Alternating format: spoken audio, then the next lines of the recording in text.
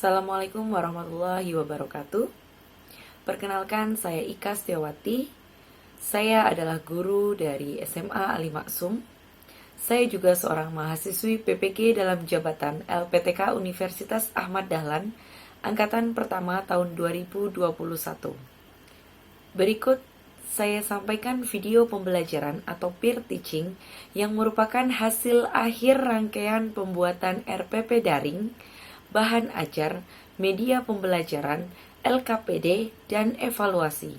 Rangkaian kegiatan ini kami laksanakan bersama dengan teman-teman, guru pamong, dan dosen Universitas Ahmad Dahlan yang dilakukan dengan sinkronus dan asinkronus.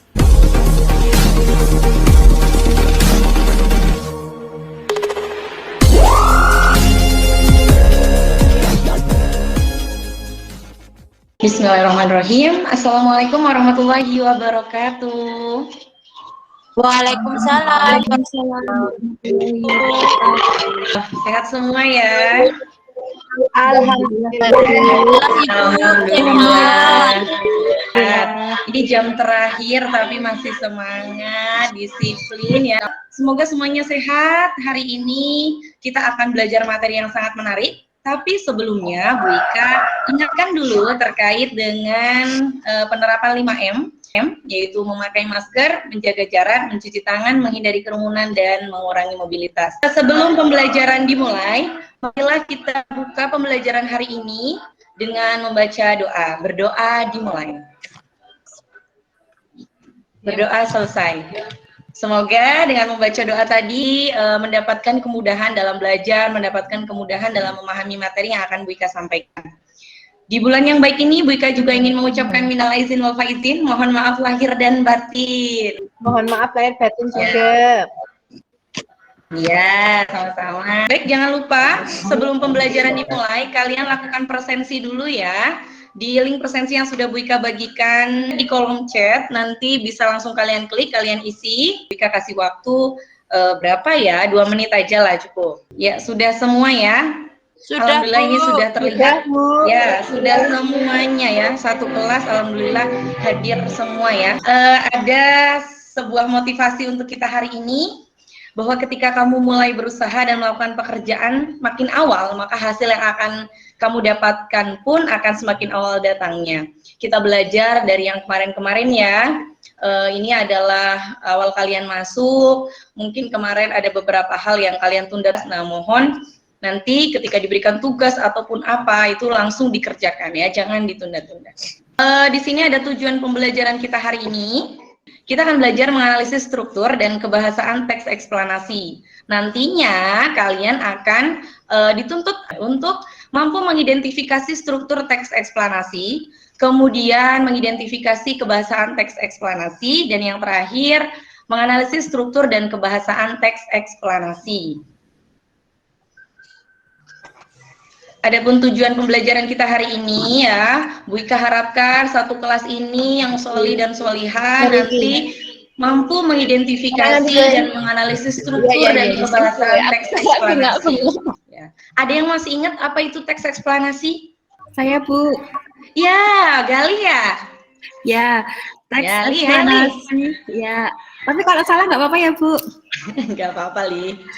Teks yang menjelaskan proses terjadinya suatu fenomena atau peristiwa baik alam, sosial maupun budaya. Pintar sekali Gali, terima kasih. Insya Allah semuanya juga masih mengingatnya ya. Terima kasih Gali sudah mewakili satu kelas. Oke, di sini apa yang disampaikan Gali itu betul ya. Jadi teks eksplanasi adalah teks yang berisi proses terjadinya suatu fenomena ya. Nah, tujuan kita belajar teks eksplanasi itu menyampaikan informasi secara akurat dan jelas kepada para pembaca. Dulu ada yang pernah bilang bahwa gempa itu karena ada naga yang bergerak dari satu tempat ke tempat lain. Nah, kalau pelangi itu karena ada putri mandi. Ya, dari mandi ya. Ya, nah itu adalah mitos belaka ya. Dengan kita belajar teks eksplanasi, kita jadi tahu informasi yang akurat. Oh, ternyata gempa itu bukan karena ada naga yang bergerak, tapi karena memang ada kejadian di mana bagian bumi itu adalah retak. Karena apa? Karena sebabnya dua, bisa juga vulkanik, bisa juga tektonik. Nah, yang tadi misalnya pelangi karena ada putri mandi, ternyata bukan, ternyata pelangi itu terjadi karena pembiasan cahaya dan sebagainya. Nah, kita jadi tahu seperti itu. Jadi kita belajar teks eksplanasi itu, kita jadi ngerti informasi yang akurat dan jelas terhadap suatu fenomena. Seperti itu. Nah, di sini Bu perlihatkan beberapa fenomena alam ya. Coba tolong Endras, ini ada fenomena apa aja ya Endras ya di gambar ini? Banjir, Ya, terus pelangi itu, terus ya. longsor sama kebakaran hutan. Pintar sekali Endras, terima kasih. Selanjutnya, silakan ini ada gambar apa ya? Itu ada gambar yang pertama orang ini kayaknya Bu. Apa? Terus ilmu lagi itu tawuran ya. Tawuran ya. Kemudian gambar selanjutnya penggunaan penyalahgunaan narkoba. Ya. Kemudian pemukiman kumuh ya yang di bawah. Ya. Kemudian atap-atap rumah banyak itu apa Bu ya? Banjir ya? Ini adalah kepadatan Kepadatan penduduk ya Bu. Ya, oke. Terima kasih Bezi, bagus sekali. Sebelum kita masuk ke kegiatan berikutnya, ini ada daftar kelompok ya. Coba ya, kita Bu Ika punya satu gerakan yang nanti bisa kalian ikuti ya. Misalkan Bu Ika bilang ini, goyang kanan, kepalanya ditengengin ke kanan ya. Kemudian goyang kiri, kemudian ke kiri. Terakhirnya adalah cak wow. Cak wow itu berarti cak itu kepalanya dikedepankan, terus ke belakang, wow itu ke kanan, terus cak lagi diputar ke kiri. Bisa diikuti? Bisa tidak? Bu. Bisa ya, kita coba ya. Oke. Goyang ke kanan, goyang ke kiri, cak wow, cak wow. Oke, sekali lagi ya. Goyang ke kanan, goyang ke kiri, cak wow, cak wow. Oke, tepuk tangan buat kalian semuanya. Di sini ada daftar kelompok. Yang pertama ada Alfika, Alna, Chris, dan Pezi. Kemudian kelompok kedua ada Endras, Gali, dan Linda. Dan kelompok ketiga ada Mai, Siti, dan Emma. Diingat-ingat ya kelompoknya. Kita mau apa sih? Ya, kita mau menyaksikan video tentang fenomena sosial. Nanti kalau yang internetnya bagus bisa langsung lihat di Canva ini. Jika tidak, Bu Ika sudah memberikan link videonya, mungkin bisa nanti diputar lewat HP atau apa. Itu ada di kolom chat ya. Baik, kita coba saksikan bersama.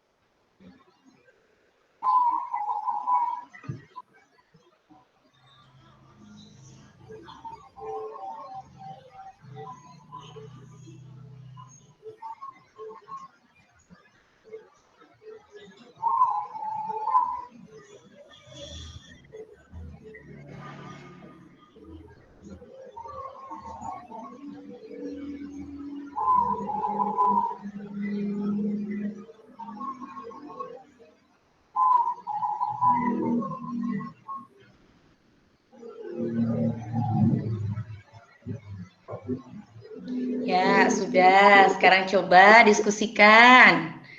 Sudah dibaca ya? Apa masalah dari fenomena yang disampaikan dalam video tadi? Masalahnya apa? Kenakalan remaja. Betul, kenakalan remaja.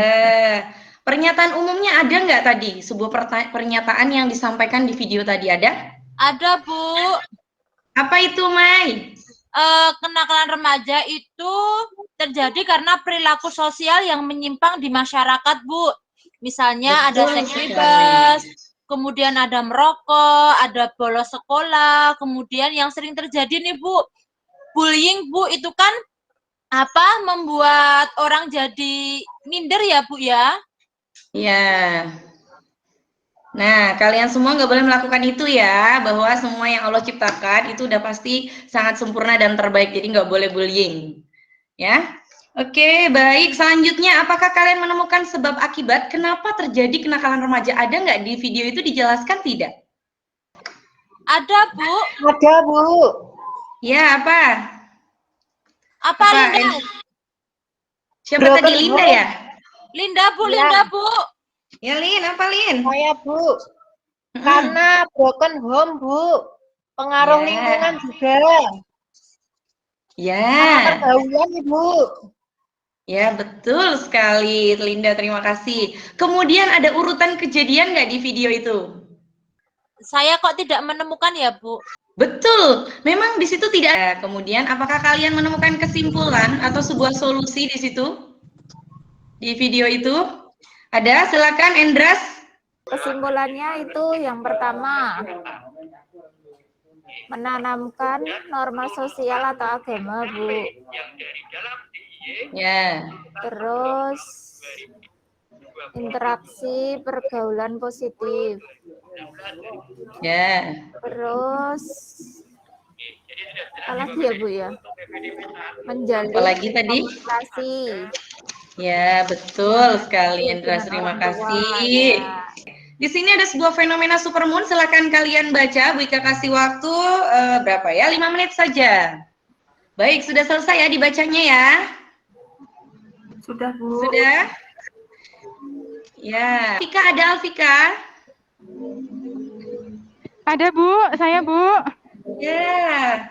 Alfika, silakan coba cermati teks ini, kemudian silakan apakah di sini ada identifikasi fenomena atau ada pernyataan umum tentang sebuah fenomena?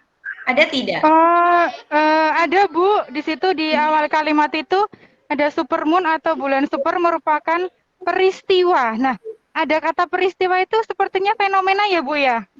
Ya, jadi kita diberitahu ya, Nak ya. Iya, Bu. Jadi apa itu fenomena supermoon? Nah, fenomena supermoon itu adalah peristiwa yang terjadi ketika bulan purnama dan posisi bulan itu berada di jarak terdekat dengan bumi sehingga terlihat sangat besar dan super. Nah, ini adalah sebuah kunci bahwa paragraf ini itu memuat sebuah identifikasi fenomena. Ya, baik. Selanjutnya paragraf kedua itu ada apa ya? Ada apa? Adakah proses kejadian di situ? Ada, Bu. Di situ ada kata terjadi karena. Berarti di situ Ya, kejadian. terjadi karena. Ini merupakan kronologis tahapan atau ini merupakan sebuah sebab? Sebab itu, Bu. Betul sekali. Ya, berarti paragraf kedua ini termasuk ke dalam proses kejadian. Selanjutnya, terjadinya fenomena supermoon menimbulkan beberapa dampak negatif dan positif. Jadi ada dampak negatif, ada dampak positifnya ketika di paragraf ketiga itu disimpulkan. Maka paragraf terakhir ini termasuk ke dalam apa? Ulasan, Ke dalam Bu. apa? Ulasan, betul sekali. Jadi dari teks ini ada 3 struktur. Ya, strukturnya ada identifikasi fenomena, proses kejadian yang berpola kausalitas ya, karena tadi sebab atau disebabkan, dan yang terakhir adalah ulasan yang bentuknya adalah sebuah kesimpulan, ada dampak positif dan negatif dari supermoon. Oke, selanjutnya Bu Ika pengen dengar suaranya Galih. Galih, coba kamu menemukan kata apa saja di sini? Di paragraf pertama ada istilah atau kata teknis, kata ganti non personal. Kata teknis contohnya supermoon. Kemudian Ya. ada bulan purnama. Kemudian ada bulan dan bumi. Selain itu ada kata kerja tindakan, Bu. Ini ada kata mengelilingi. Oh, mengitari bumi. Ada kata mengitari bumi, Bu. Itu termasuk Ya. kata kerja tindakan. Kemudian paragraf kedua saya menemukan konjungsi kausalitas, yaitu supermoon terjadi karena bulan memiliki orbit dalam mengelilingi bumi. Kemudian ada kata kerja tindakan juga, yaitu menempati titik terdekat dengan bumi. Kemudian di paragraf ketiga saya menemukan beberapa konjungsi kausalitas, contohnya dampak negatifnya dapat menyebabkan laut pasang. Kemudian ada kata laut yang terlalu besar juga dapat, oh salah Bu, laut, oh ya benar, laut yang terlalu besar juga dapat menyebabkan banjirop dan menggenangi wilayah permukiman penduduk. Kemudian saya juga menemukan kalimat pasif, yaitu kata dirasakan. Ya, betul. Terima kasih ya Gali, hebat sekali ya. Nah, sebenarnya apa sih struktur dan aspek kebahasan teks eksplanasi? Silakan kalian catat ya di buku catatan, karena memang lebih enak kadang belajar dari catatan sendiri daripada PowerPoint seperti itu.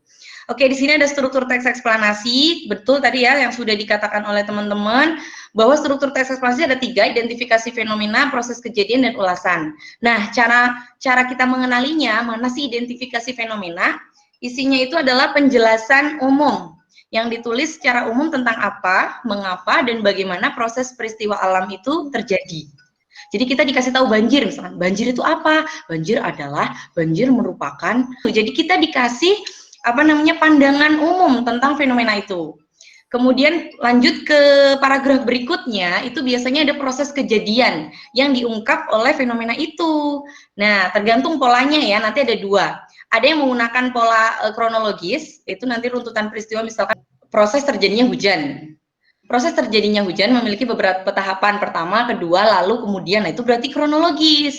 Kalau yang kausalitas atau mengapa itu biasanya di tengah-tengahnya itu polanya itu dikembangkan dengan fungsi misalnya karena, oleh sebab itu, disebabkan, menyebabkan, seperti itu. Nah, selanjutnya ada ulasan. Ulasan itu adalah teks penutup yang merupakan intisari atau kesimpulan dari pernyataan umum atau deretan penjelas. Jadi nanti sifatnya kesimpulan atau malah bisa memberi solusi seperti itu. Nah, itu ya, ini tadi sudah bagus sekali bahwa ditandai dengan ini ya, merupakan itu adalah identifikasi fenomena terjadi karena itu proses kejadian. Beberapa dampak positif dan negatif alias disimpulkan ya, itu sudah bagus. Kemudian di sini ada ciri kebahasaan.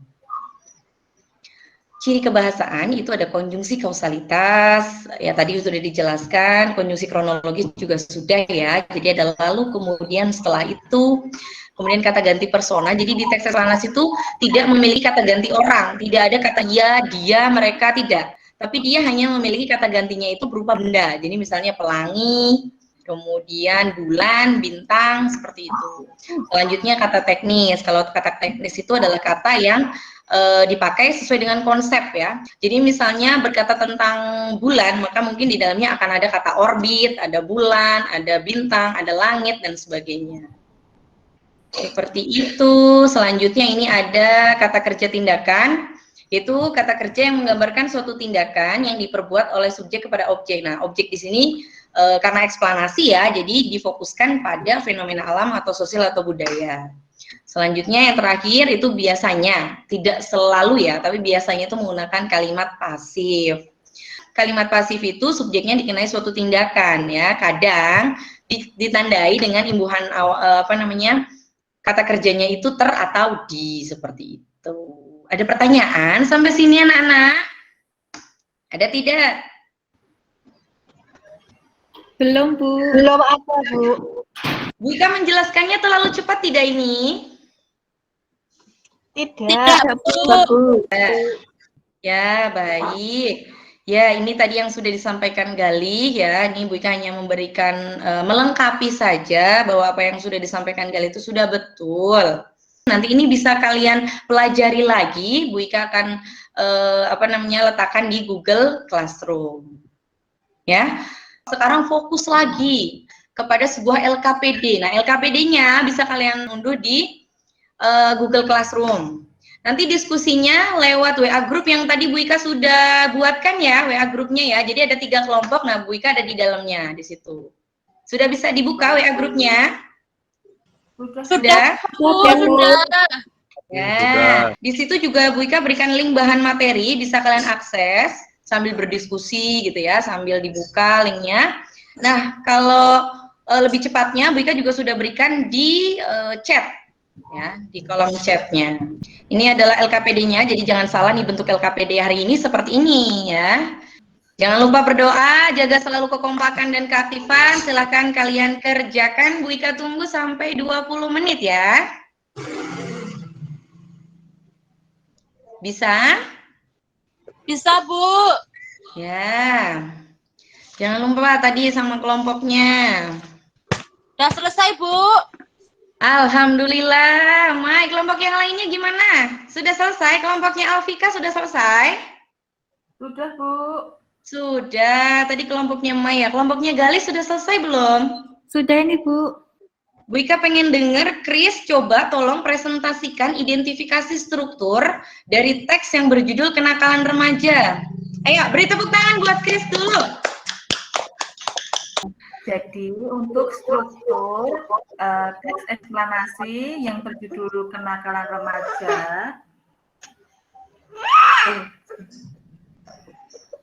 itu bagian identifikasi fenomena.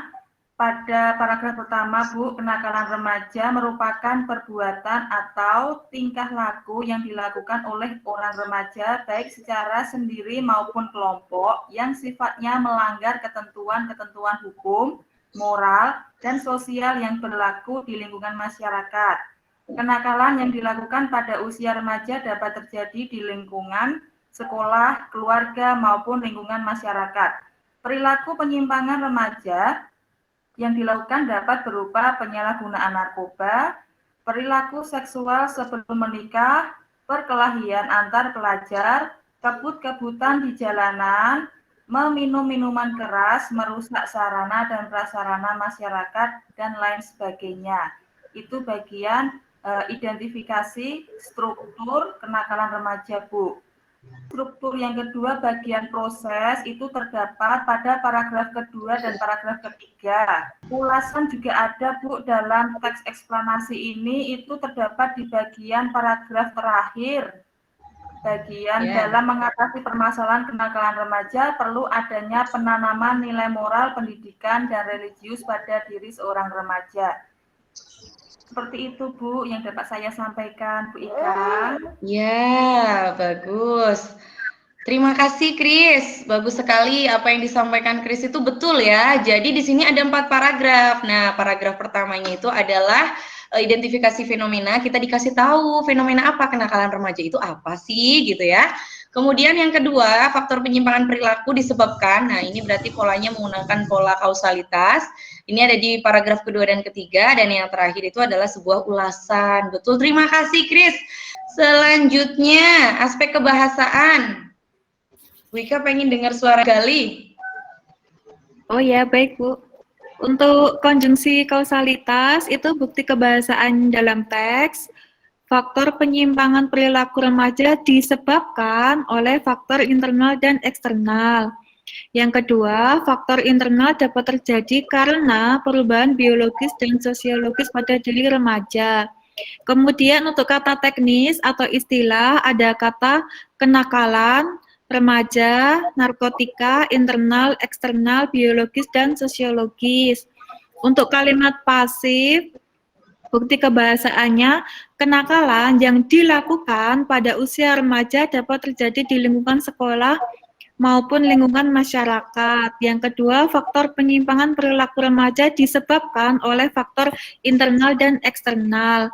Kemudian untuk kata benda fenomena ada Buktinya ada kata-kata kenakalan remaja, narkotika, internal, eksternal, biologis, dan sosiologis, Bu.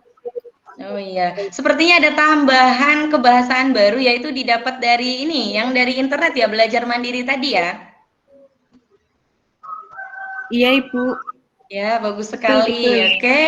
Dari sumber lain, Bu. Selanjutnya, ya, bagaimana analisis strukturnya? Bu Ika pengen dengar Siti. Yuk, Siti sebagai perwakilan kelompok 3. Ya, Bu.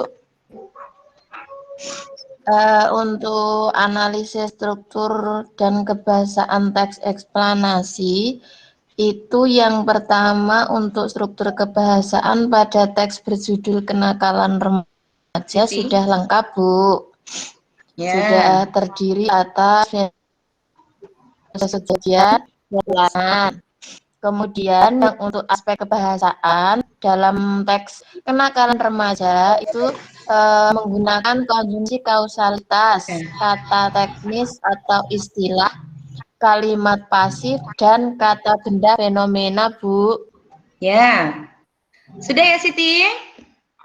Sudah, Bu. Ya, terima kasih semuanya, terima kasih perwakilan kelompoknya semuanya hebat-hebat. Untuk hasil refleksi Bu Ika pengen tahu ya, silakan kalian buka menti.com. Di situ sudah ada kodenya ya, 63234293. Silakan kalian isi menti.com-nya terlebih dahulu. Sudah, Bu.